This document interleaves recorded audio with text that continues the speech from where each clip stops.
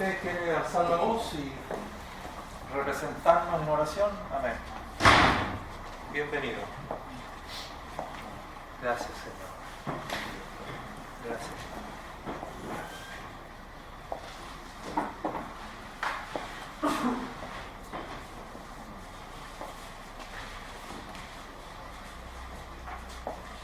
Señor bendito, Gracias, Espíritu Santo.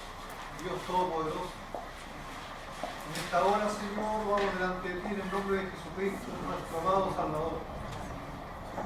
Rogamos en esta hora, Señor, que descienda tu Santo Espíritu, Señor, para encaminarnos, Señor, en conocer cada día más de ti. Señor, oramos por esta reunión, por esta hora, por la palabra, Señor, a través de nuestro hermano Rubén, sea bendecida, sea llena de tu Espíritu, Señor. Señor, prepara nuestros oídos, prepara nuestro corazón para recibirte a ti. Instrúyenos, Señor, capacítanos, porque te necesitamos, Señor. Bendito sea tu nombre. Te lo rogamos y sea todo hecho en el nombre de Jesús. Amén.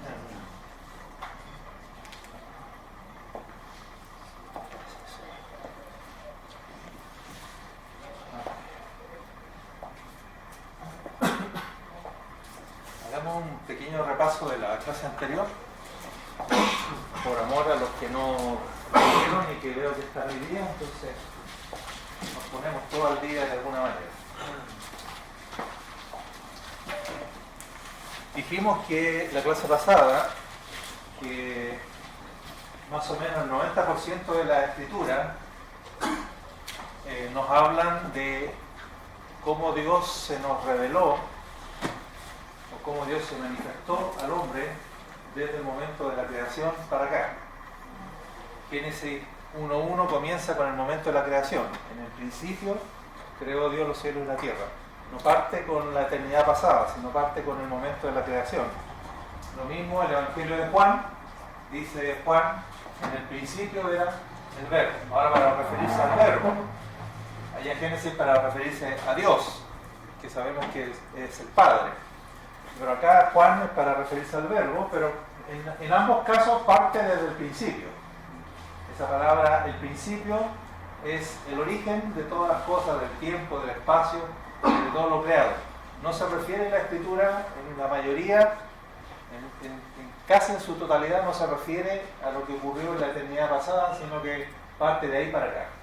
Y el tema es que cuando examinamos los textos y vemos cómo Dios se nos reveló, o cómo Dios se manifestó al hombre partiendo por la creación, encontramos algunos hechos notables. ¿Cuál era uno de ellos? ¿Recuerdan ustedes?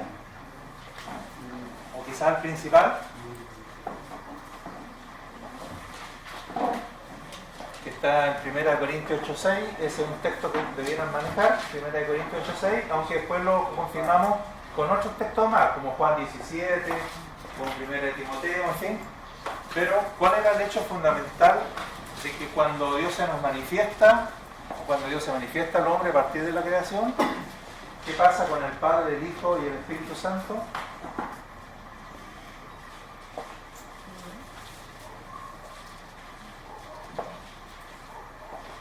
Están unidos juntos para la creación. Claro. Toman parte. Sí. Nosotros ahora sabemos que son tres personas, pero lo que leemos en Génesis 1 es que en el principio creó Dios los cielos y la tierra está desordenada, y el Espíritu de Dios, o sea que Dios tiene espíritu, y luego, y dijo Dios, o sea Dios tiene palabra, pero no nos aparece ahí como que son tres, sino como que es una persona que tiene palabra y que tiene espíritu. Hay otros textos donde sí se empieza a insinuar que parece que en Dios hay una pluralidad de personas, por ejemplo en el término hagamos al hombre. Lo mismo cuando en la confusión de la Torre de Babel dice Dios, descendamos pues ahora, y ahí también usa el plural, ¿no? Descendamos. Pero ahí esas son pequeñas pistas de que en Dios parece que hay una pluralidad, pero al principio no sabemos eso. Nosotros también tenemos espíritu, y nuestro espíritu no es otra persona. Nosotros también tenemos palabra, y nuestra palabra no es una persona distinta a mí. Yo soy una sola persona que tiene espíritu, que tiene palabra. Pero finalmente el Nuevo Testamento va a revelar que el Espíritu es una persona en Dios y que la palabra es otra persona en Dios. Y por lo tanto de ahí surge la doctrina de la Trinidad, tres personas en Dios. Un solo Dios y tres personas. ¿Ya? Pero vamos al hecho concreto. ¿Qué pasa con estas tres personas? En el momento, en el hecho cuando Dios se manifiesta al hombre a partir de la creación o cuando Dios se revela a nosotros, ¿qué era lo que encontramos que llamaba la atención? Que Dios se lanzó al Padre. Eso. Según 1 Corintios 8:6, leámoslo de nuevo porque parece que no se les quedó. Como no se les quedó, tiene que quedarse. Así que vamos a usar la repetición hasta que quede.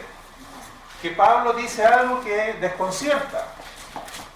Porque si Pablo es trinitario, no tendría que aparentemente haber dicho lo que dijo. Y él dice, para nosotros, sin embargo, hay un solo Dios, y luego dice el Padre. ¿Ya? Entonces este es el hecho que llamaba la atención, que cuando tiene que hablar de Dios, solo afirma que el Padre es Dios. ¿Y qué pasa con el Hijo?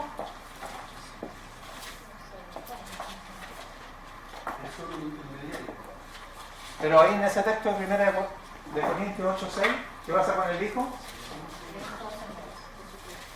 Y hay un Señor, y ahí pone al Hijo el Señor Jesucristo. ¿Ya? O sea, el lugar que le da al Hijo es la calidad de Señor. Y solo al Padre, y reitero la palabra, solo al Padre le da la calidad de Dios. Y al Espíritu Santo ni lo menciona en ese texto. Lo ignoró en ese texto. ¿Ya? Entonces, esto que uno lo puede confirmar, repito, casi en la totalidad de la Escritura, de que aparentemente solo el Padre es Dios, que el lugar que ocupa el Hijo es la calidad de Señor. Entre paréntesis, ustedes saben, el Hijo recibe muchos nombres: Hijo de Dios, Salvador, Cristo, etc. Pero el título por excelencia que él recibe es el título de Señor. Alrededor de 700 veces Jesucristo es llamado Señor en el Nuevo Testamento. Así que ese es el título por excelencia. Los otros títulos siempre están en menor cantidad.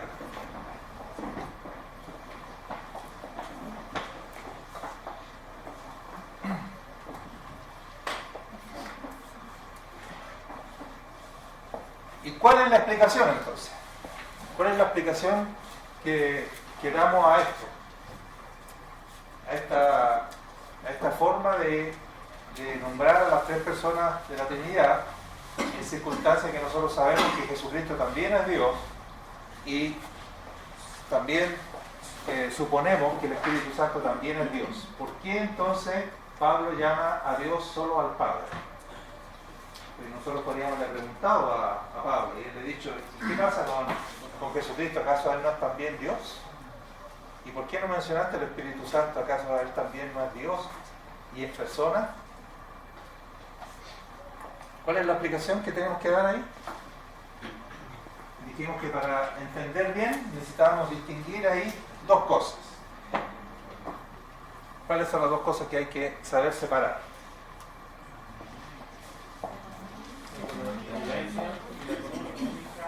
Eso. Que una es la Trinidad económica y otra es la Trinidad inmanente. ¿Ya? Una cosa es Dios en su economía y otra cosa es Dios en su inmanencia. ¿Ya? ¿A quién nos referimos cuando decimos Dios en su economía? ¿Qué sería un sinónimo de la palabra economía? Dispensación o administración. ¿Ya?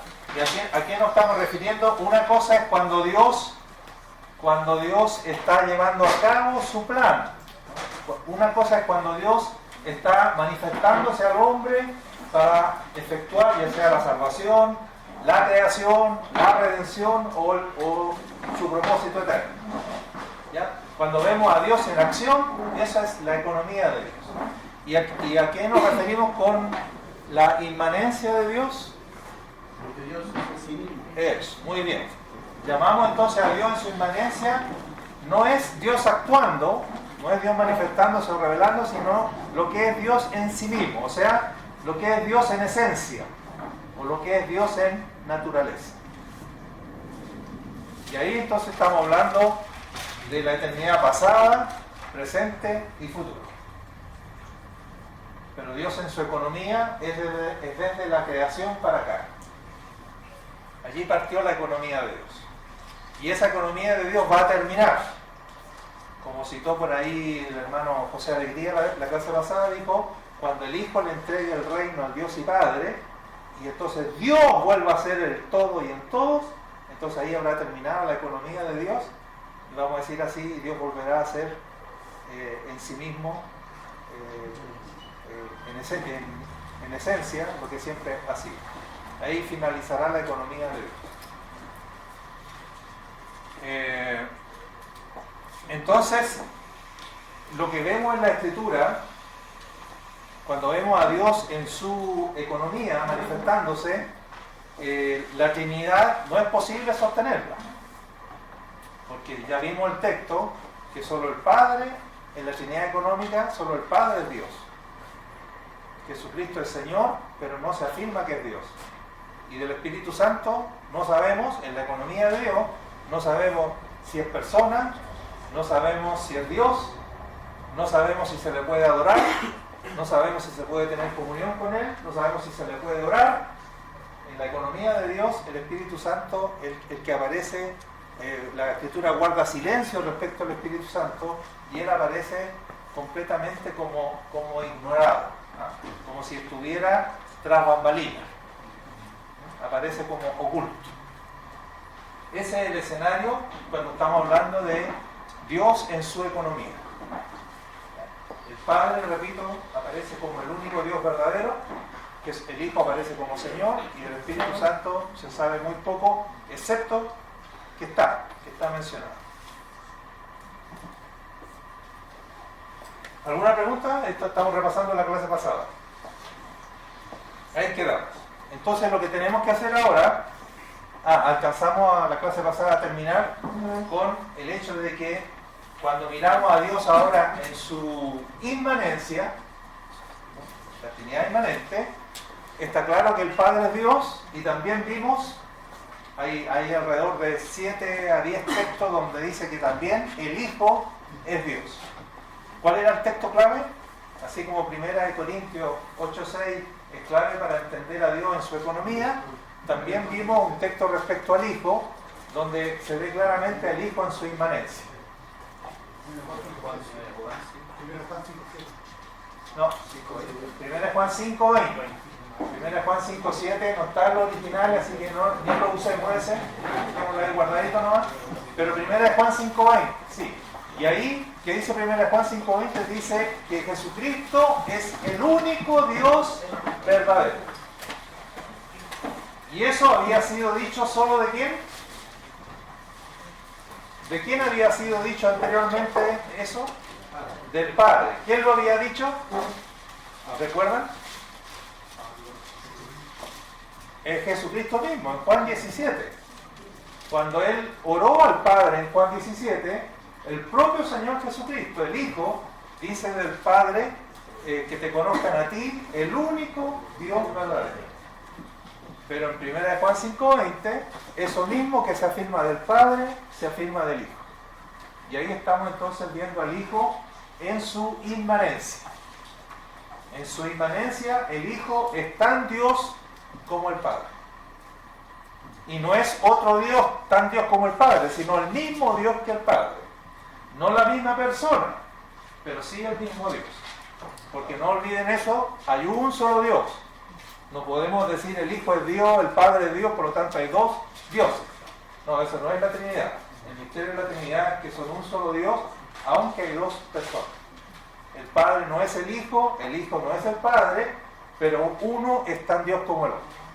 Son el mismo y único Dios. Eso, aunque las neuronas tiendan a fundirse, pero ese es lo que confesamos en fe aunque nuestra razón queda corta para entenderlo.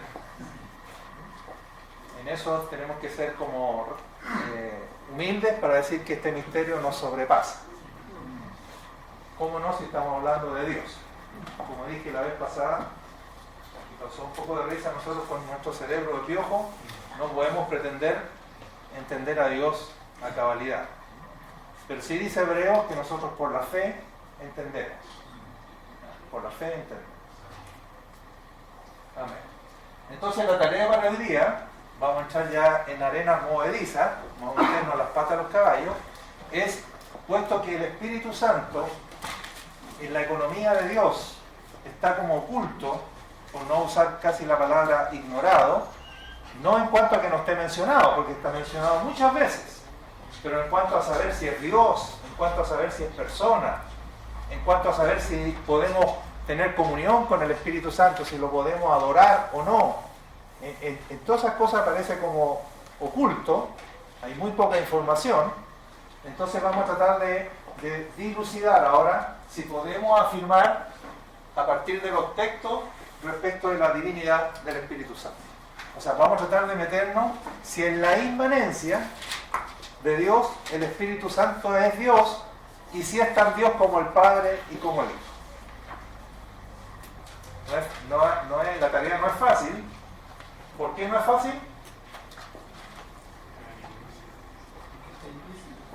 Claro, porque vamos a tener que inferirlo de los textos, no está explícitamente dicho. ¿Cuál es su nombre, mi hermanita? Olga. Olga. Usted ya se llevó como tarea, no que se lo di yo, sino que usted me dijo que se dio la tarea de tratar de buscar lo que era explícito y lo que era implícito. ¿Ya? Porque ahora estamos afirmando que la tarea respecto de saber si el Espíritu Santo es divino, y por lo tanto si es divino, si merece adoración, etcétera, etcétera, no es algo que lo vamos a encontrar explícitamente en la Biblia. Ya sabemos que no hay información como explícita, pero sí es algo que podemos inferir, porque sí implícitamente está. ¿Ya? Y cuando digo inferir, hablo de inferir con certeza, no con conjeturas, no con meras opiniones, no con pareceres, sino realmente inferir con certeza de que el Espíritu Santo es Dios, tan Dios como el Padre y tan Dios como el Hijo. ¿Pudo hacerlo o no? Sí, pero no lo encontré en ningún diccionario. No lo encontró en ningún diccionario. Ya. Y tengo unos diccionarios grandotes. ¿Y ustedes que tienen buenos buenos, ¿cómo se llama esto? No sé si me entendió. Una definición de explícito o de implícito. Salía la palabra nada más explícito. ¿Ya? ¿Y qué decía? Ya, ahí decía que era... Pero aquí los jóvenes que tienen buenos celulares nos pueden ayudar ahí.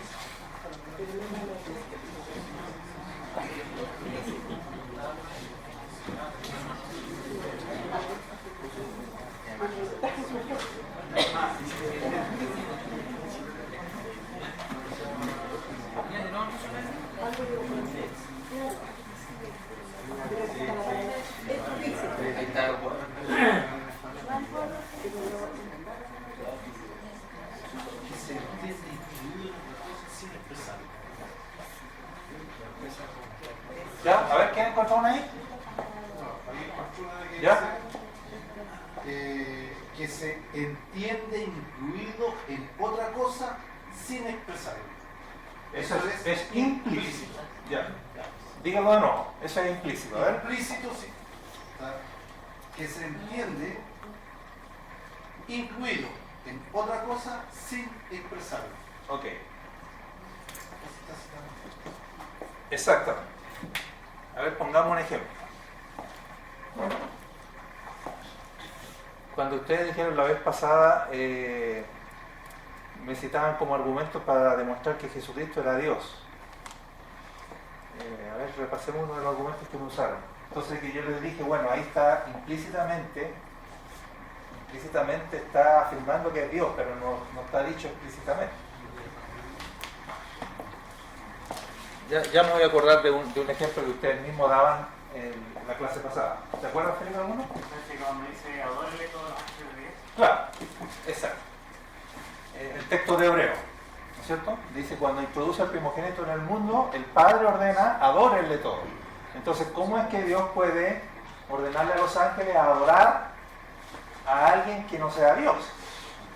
Solo Dios debe ser adorado y solo Dios puede ser adorado. Por lo tanto, si está mandándole a los ángeles que adoren al Hijo, una vez que introduce al primogénito en el mundo, se infiere, ¿no es cierto? No está dicho explícitamente, pero está incluido en esa orden de adorar que Jesucristo tiene que ser Dios. ¿Me siguen? No lo dice abiertamente el texto, que es Dios, pero implícitamente lo está diciendo desde el momento que le está ordenando a los ángeles que lo adoren. En circunstancias que nosotros sabemos, por el resto de la Escritura, que solo Dios puede y debe ser adorado. ¿Recuerdan cuando Juan se postró a los pies del ángel que le estaba mostrando todas las cosas, al ángel de Jesús? Él sintió la tentación de adorar a ese ángel, y el ángel le dijo, no, a mí no, le dice, adora a Dios. Porque los ángeles saben muy bien que ellos no pueden recibir adoración porque, entre paréntesis, nosotros tampoco. Solo Dios puede y debe ser adorado. Ahora, si el Hijo puede ser adorado, entonces se infiere que el Hijo es Dios. El Padre puede ser adorado, y si el Espíritu Santo puede ser adorado, entonces también es por causa de que es Dios. No hay otro argumento posible de afirmar. Hay un texto que dice una profecía y dice se llamará Emmanuel, Dios con nosotros. Dios fuerte. Sí, pero también dice se llamará Emmanuel. Claro.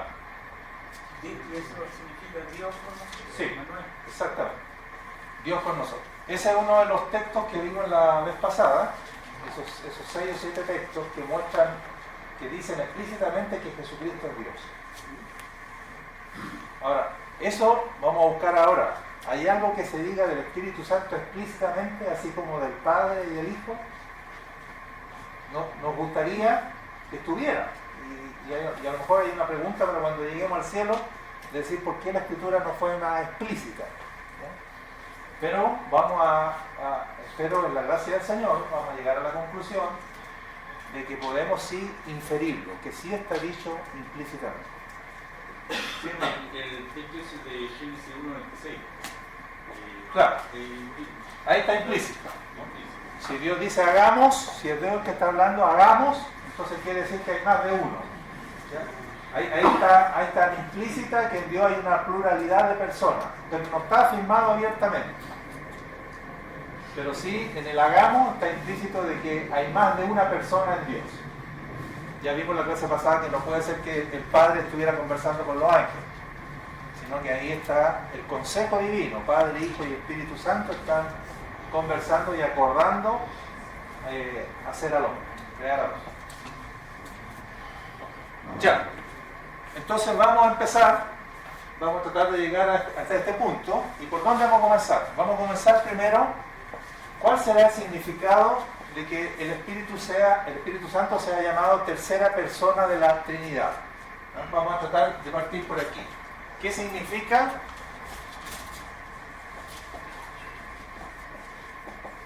¿Qué significa o por qué?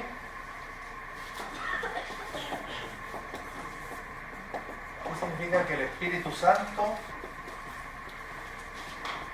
sea llamado tercera persona de la Trinidad?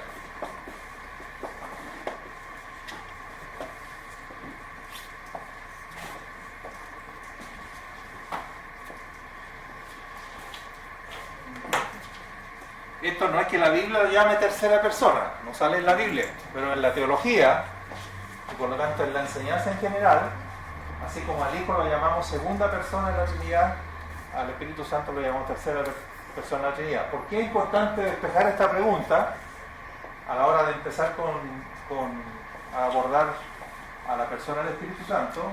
Porque a nosotros la palabra tercera nos puede jugar una mala pasada en nuestro entendimiento. ¿Cuál es la mala pasada? que si el Espíritu Santo es llamada la tercera persona de la Trinidad, ¿a quién nos puede sonar eso?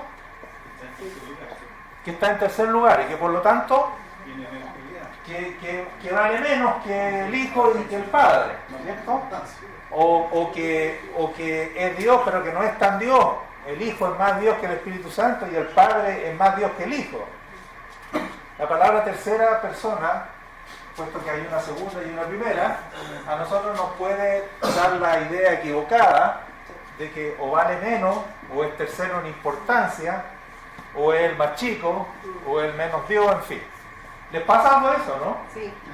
Claro, entonces ahí está la prueba clara de que en nuestra mente la palabra tercera persona de la Trinidad, aunque la Biblia no lo llama así al Espíritu Santo, pero es algo que en teología aparece.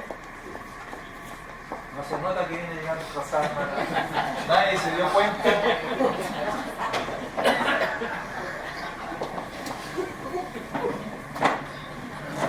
Entonces por eso es bueno que despejemos primero esta pregunta. ¿Qué saben al respecto? ¿Por qué creen ustedes que el Espíritu Santo es llamado la tercera persona de la Trinidad? ¿De dónde sale esta nominación?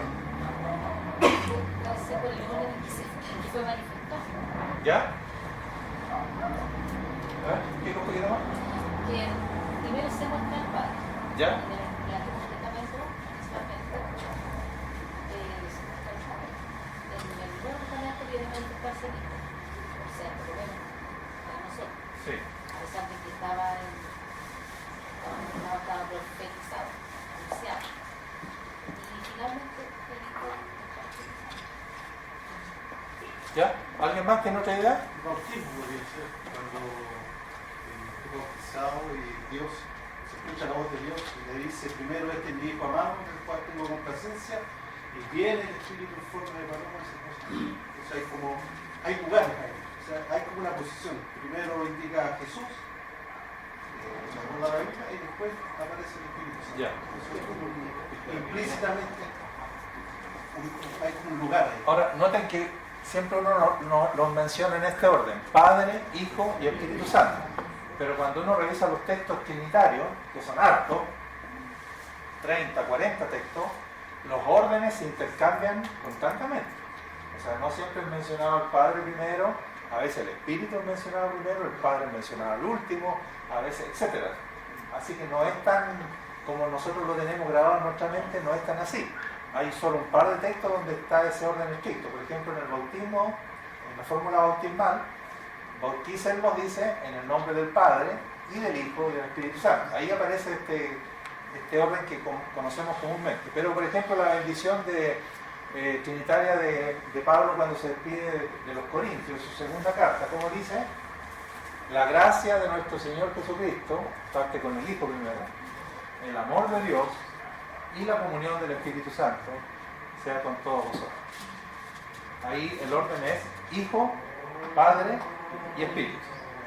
Si estamos en 1 Corintios 12, cuando va a hablar de los dones, dice: ahora hay diversidad de dones, pero el Espíritu es el mismo. Parte con el Espíritu primero. Y después dice: hay diversidad de ministerios, pero el Señor, refiriéndose al Hijo, es el mismo.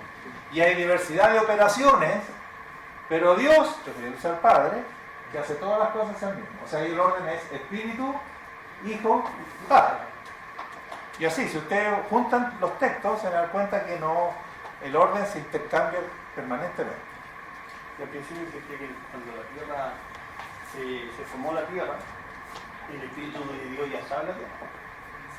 Sí, claro. Sí. O sea, Sí, ahí el orden es Dios, el Padre, que creó en el principio, el Espíritu se movía sobre la faz de las aguas, el Espíritu está mencionado, y la palabra está mencionada en tercer lugar. Génesis 1:3, y dijo Dios.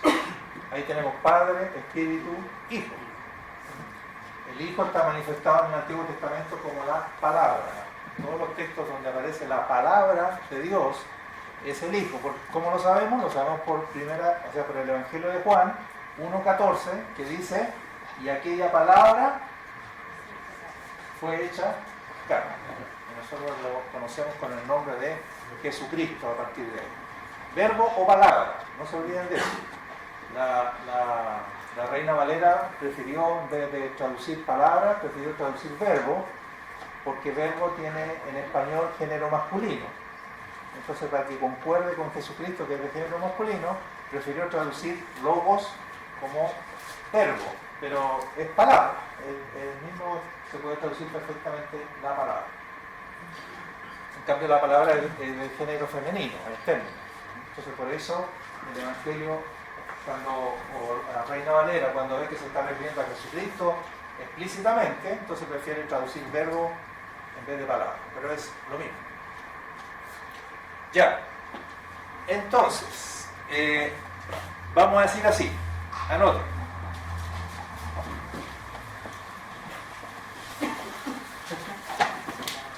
El Espíritu como persona, como tercera persona, perdón, el Espíritu como tercera persona de la Trinidad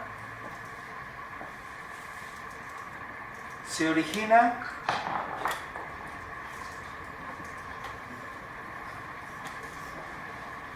el Espíritu Santo como tercera persona de la Trinidad se origina en dos hechos.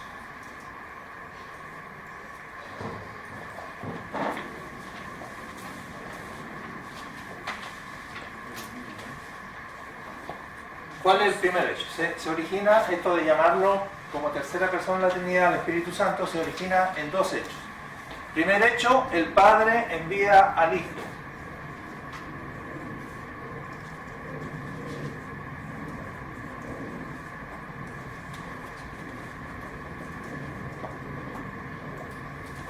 ¿Está claro eso en la Biblia?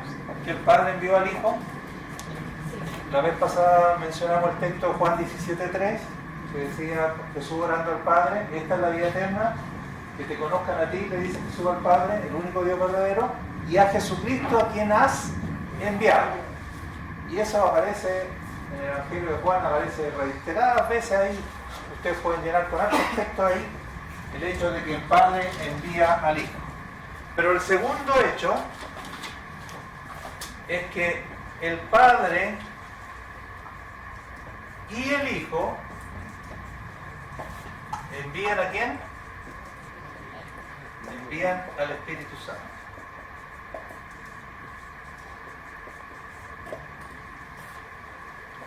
De estos dos hechos se origina esto de llamar al Espíritu Santo tercera persona de la Trinidad.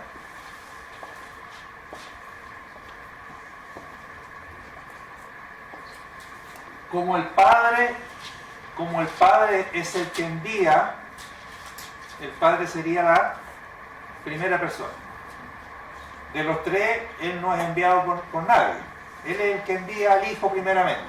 Por lo tanto, como el Padre es el que envía, Él sería la primera persona. Y el Hijo, que es el primer enviado, sería la segunda persona. Y luego, como el Padre y el Hijo envían al Espíritu Santo, el Espíritu Santo sería la tercera persona. ¿Ya? Repito, como el Padre es el que envía, sería la primera persona. Como el Hijo es el primer enviado, sería la segunda persona. Y como el Padre y el Hijo envían al Espíritu Santo, el Espíritu Santo sería la tercera persona de Dios. Entendiendo que en el tiempo esto ocurrió primero. Dios envió primeramente a su Hijo y luego, cuando el Hijo volvió al Padre, ambos enviaron al Espíritu Santo. Entonces tiene razón la hermana Gladys, que de acuerdo a la manifestación de cada uno de ellos, aparece entonces esta denominación o este nombramiento de primera, segunda y tercera persona. No significa que el Hijo no estaba en el Antiguo Testamento y no significa que el Espíritu no existía. Estamos hablando simplemente de ser enviados. El momento en que son enviados origina esta nomenclatura de primera, segunda y tercera persona. Respecto al segundo punto, anotemos dos textos ahí: Juan 14:26 y Juan 15:26.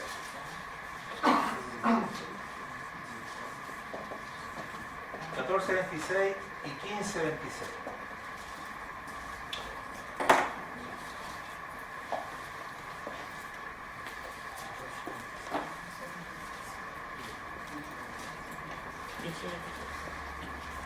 Ya, primero 14:26. ¿Qué dice?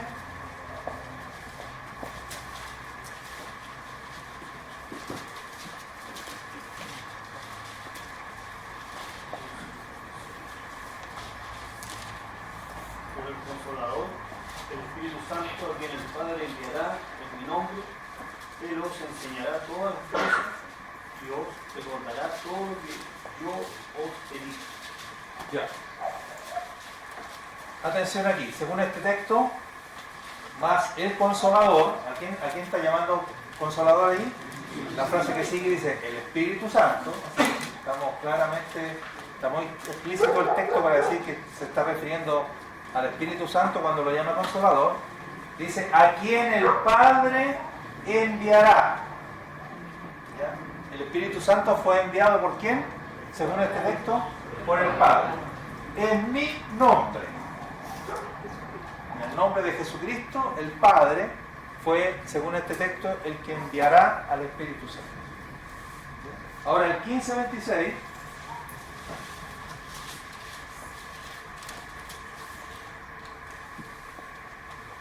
¿cómo dice? Cuando venga el Consolador, a quien yo os enviaré del Padre, el Espíritu de verdad, el cual procede del Padre, Él dará testimonio acerca de mí. Ya. Noten ahora, pero cuando venga el Consolador, a quien yo, ¿quién es él? El yo ahí, Jesucristo, a quien yo os enviaré. ¿Ya? En el 14:26 el Padre enviará, y aquí en el 15:26 el Hijo enviará. ¿Enviará de parte de quién? Os enviaré del Padre. Allá decía, el Padre enviará en mi nombre, y acá dice, yo lo enviaré del Padre. Porque el Espíritu Santo procede del Padre.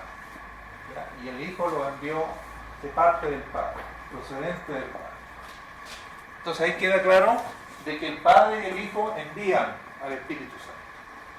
Y eso hace entonces que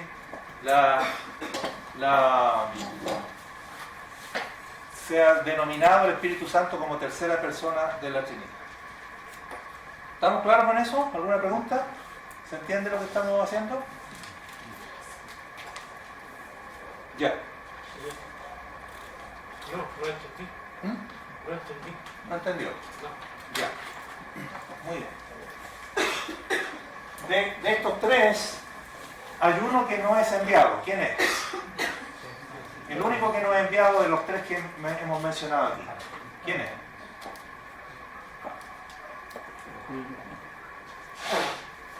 No, pues el Espíritu Santo es enviado. ¿El Hijo es enviado? Sí. ¿Quién no es enviado de los tres? Hay uno solo que aparece aquí enviando, pero él no es enviado de nadie. Él es el que envía.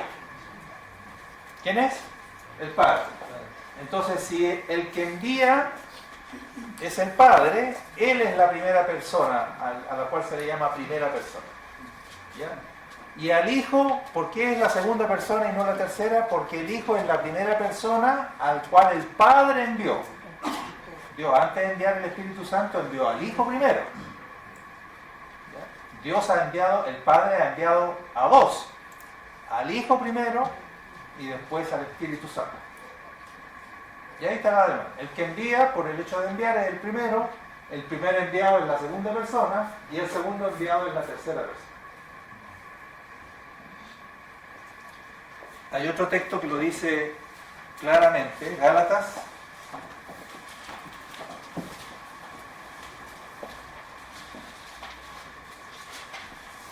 Gálatas capítulo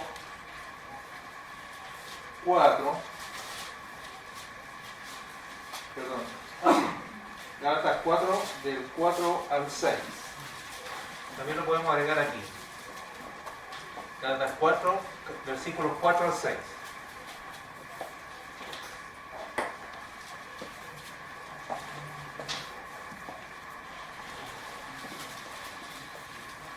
Noten, en el versículo 4 dice, pero cuando vino el cumplimiento del tiempo, Dios, ¿a quién está llamando ahí con Dios, con el término Dios?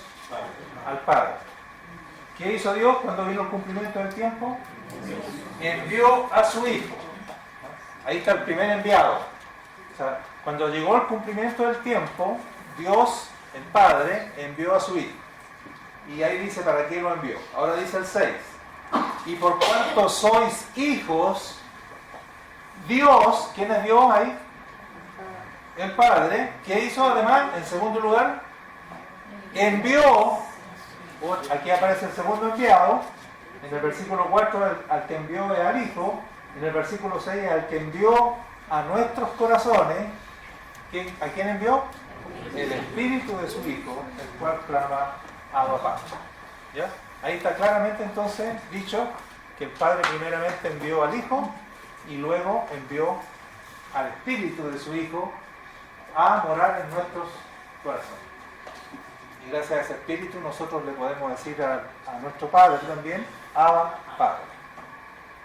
Algo que solo podía decir el Hijo, ahora también lo podemos decir nosotros. Muy bien. ¿Alguna pregunta más? ¿Vamos bien hasta aquí? Aclarado entonces. Ya. Si esto de primera, segunda y tercera persona de la Trinidad se basa en estos dos hechos que hemos hablado aquí, quiere decir que esta denominación de primero, segundo y tercero obedece a la Trinidad económica, obedece a cómo ellos se nos han manifestado en la economía de Dios. No tiene que ver con que el Espíritu Santo ocupe el tercer lugar en la inmanencia de Dios. En la inmanencia de Dios no hay primero, segundo ni tercero. En la inmanencia de Dios son los tres iguales. No hay jerarquía. Los tres son Dios, los tres son personas, los tres se aman, los tres están en una eterna comunión. Algo que el hermano Luis Fontes comenta en la revista Agua Viva que está en tu último número, que los capadocios, los teólogos llamaron la pericoresis, o sea que Dios está en su eternidad, en su inmanencia, en una danza eterna. Los tres, por decirlo así, tomados de la mano, en una danza de amor eterna, donde ahí no hay jerarquía, no hay lugar, no hay nada, solo el amor que unos sienten por el otro. ¿Ya? Esto de primera, y de que uno es autoridad y uno es el que envía, todo eso es economía de Dios.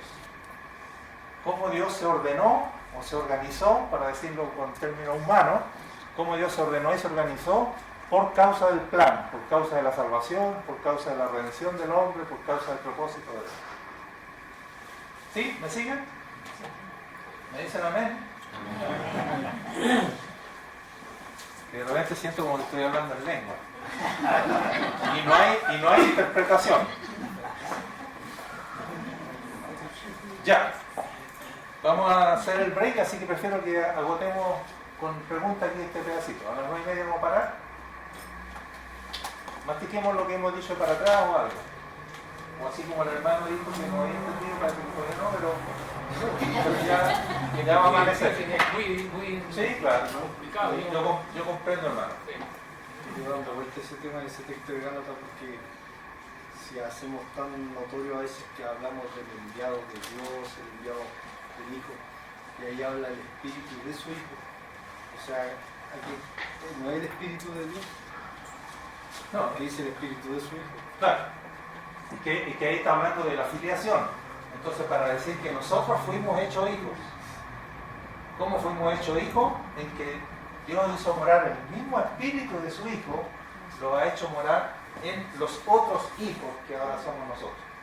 Por lo tanto, lo que está queriendo afirmar el texto es que nosotros somos tan hijos de Dios como el Hijo primogénito. Porque Dios puso el Espíritu de su Hijo. Por eso está con intención ahí llamar al Espíritu Santo el Espíritu de su Hijo. Porque lo que quiere afirmar Pablo, lo que quiere revelarnos, es que nosotros somos hijos de Dios. Y somos hijos de Dios porque tenemos el Espíritu de su Hijo. En Juan 15:26 dice el Espíritu del Padre.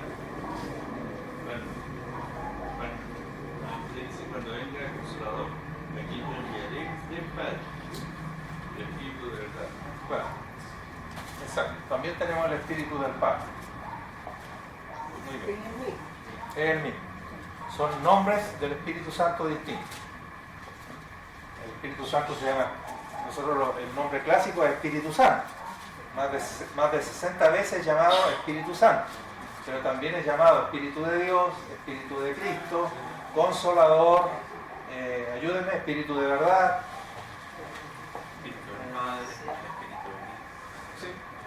Exacto. Entonces, tiene una cantidad de nombres al igual que el Hijo. ¿Ya? Pero ¿cuál es el nombre por excelencia del Espíritu Santo? Espíritu Santo. ¿Cuál es el nombre por excelencia del Hijo? Señor. ¿Y cuál es el nombre por excelencia del Padre? Dios, el llamado Dios. Pero eso es Trinidad económica. Así es como ellos se nos manifestaron de acuerdo al consejo divino, al consejo que ellos mismos planearon eternamente por causa de nuestra salvación y nuestra redención. Hermano, ¿Sí? ahí en Juan 14, 23, hay un versículo que dice: respondió Jesús y le dijo: el que me ama mi palabra guardará, y mi Padre le amará, y vendremos a él y haremos morada con él. Sí. Cuando dice haremos morada, Y vendremos, está en vendremos, plural. claro. Vendremos ¿A quién se y refiere? haremos. Bueno, ahí está claro a quién se está refiriendo. Ese texto lo vamos a ver en la próxima clase, respecto al Espíritu Santo. Y ahí lo que está diciendo, yo y mi Padre. Entonces lo interesante es que en el Espíritu Santo va a venir también el Padre y el Hijo a morar en nosotros. El que está morando en nosotros es el Espíritu Santo, pero en el Espíritu Santo está también el Hijo, y voy a decirlo así, y en el Hijo está el Padre. Por lo tanto, si tenemos al Espíritu Santo morando en nosotros, tenemos a la Trinidad morando en nosotros. Y por eso que podemos tener comunión con el Padre y con el Hijo. La pregunta pendiente es si podemos tener comunión también con el Espíritu Santo. Ok. ¿Otra pregunta?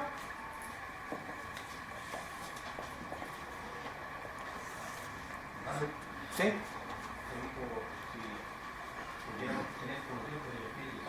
Sí. Eso se puede decir así, que cuando nosotros estábamos en el mundo, el Espíritu Santo nos convenció de que era, eso se puede decir como... Claro, eso fue por obra del Espíritu Santo. Dice que Él es el que convence al mundo de pecado, de justicia y de juicio. Es el Espíritu Santo el que nos convenció de pecado. ¿Y se puede ver como que yo tuve comunión con Él? No, la comunión quiere decir que ahí lo que vemos es al Espíritu Santo operando en la persona o actuando. Pero la comunión quiere decir que es una relación mutua.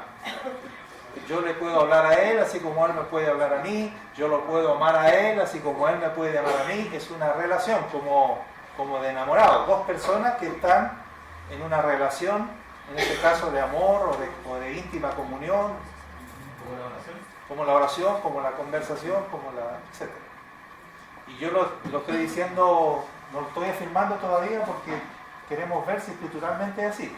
Porque, hermano, déjenme decirle con sinceridad, y nos vamos al break, déjenme decir que nosotros parecemos más solo Jesús que trinitarios.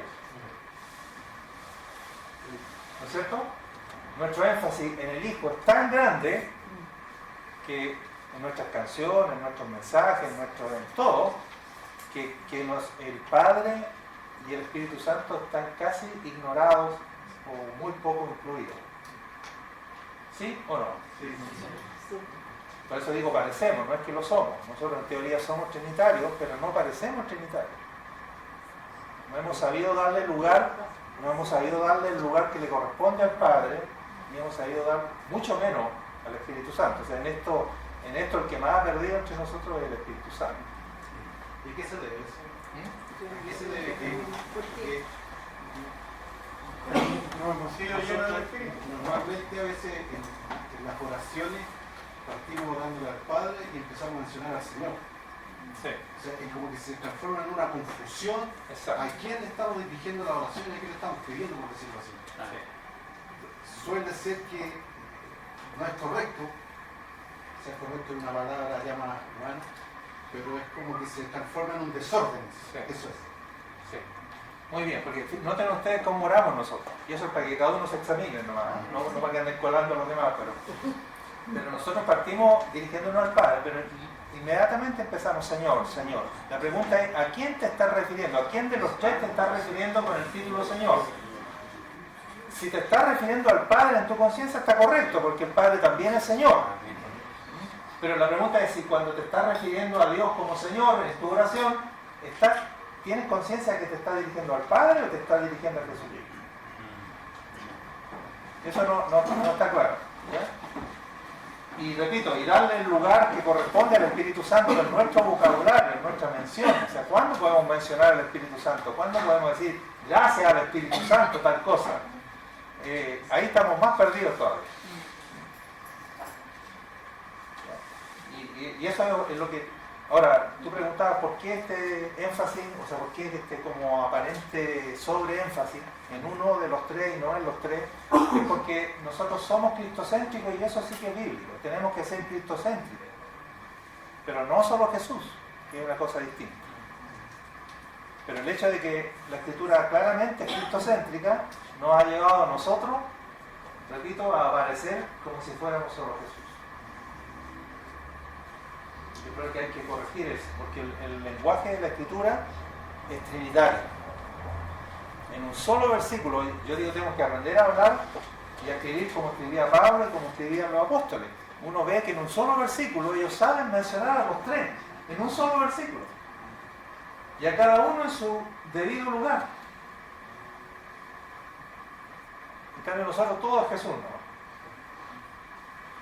Claro, lo simplificamos. Pero Dios es Padre, Hijo y Espíritu Santo. Ese es el punto que nos tiene que ver. ¿Será porque nosotros no hemos sido llenos del Espíritu Santo en este tiempo? Puede ser también. Pero pareciera que es primeramente una ignorancia bíblica, que no hemos entendido correctamente la Escritura. Pero puede ser que tenga que ver también. A ver, hermano, hagamos el break.